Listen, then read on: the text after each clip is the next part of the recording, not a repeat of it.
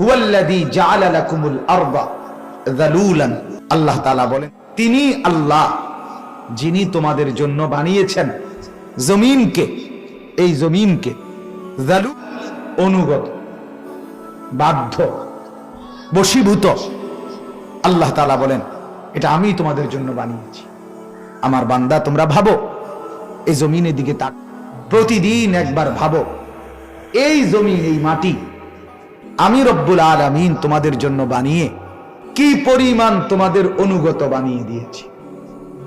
তোমার জিন্দিগির চলাফেরা, তোমার জিন্দিগির দিবস রাত, হাসি কান্না, আনন্দ বেদনা, আহার নিদ্রার সবকিছু এই জমিনকে কেন্দ্র করে গড়ে উঠছে। তোমার জীবনের যত রিজিকের বক্ষণ সব থেকে উৎপন্ন হচ্ছে। তোমার জীবনের যত ঘর বসত বাসস্থান এই জমিনের মধ্যেই গড়ে উঠছে।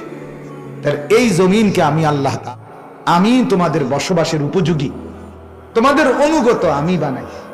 ফলে তোমরা একে তো জমিনে চলাচল করছো, দুই জমিন থেকে ফল ফসল উৎপন্ন করে তোমাদের রিজিক আসছে, এই জমিনের মধ্যে ঘর দুয়ার করে তোমাদের বাসস্থানের প্রয়োজন পূরণ হচ্ছে।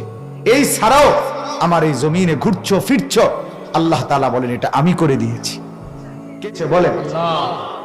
তাফসীরের মধ্যে লিখছে আল্লাহ তাআলা যদি এই জমিনকে তরল পানির মতো বানাইতেন তাহলে কি আমরা চলতে পারতাম? ডুবেই যাইতাম। আল্লাহ তাআলা যদি এই জমিনকে কাদার মতো, কাদা এটার মতো বানাইতেন তাহলে কি আমরা চলতে পারতাম? আমরা তো পিছলা খাইয়ে পড়ে যেতাম। এই জমিন যদি পাথরের মতো শক্ত হইতো তাহলে আমরা আমাদের গাছপালা, বৃক্ষ, তরুলতা, ফল ফসল এগুলো উৎপন্ন করতে পারতাম? আমাদের গাছ, ঘর দুয়ার এগুলো গাঁথতে পারতাম আমরা খুঁটি? না।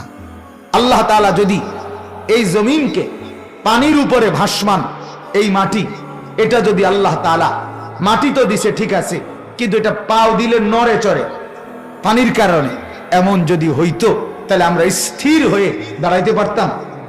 আল্লাহ তাআলা বলেন রকমে বান্দা তোমার উপযোগী করে তুমি যাতে থাকতে পারো, তুমি যাতে হাঁটতে পারো, তুমি যাতে ঘর বানাইতে পারো, তুমি যাতে ফসল উৎপন্ন করো, তুমি যাতে ফল মূল গাছপালা সব ব্যবস্থাপনা করতে পারো, এমন একটা উপযোগী অনুগত করে আমি আল্লাহ তোমার জন্য জমিন বানিয়ে দিয়েছি।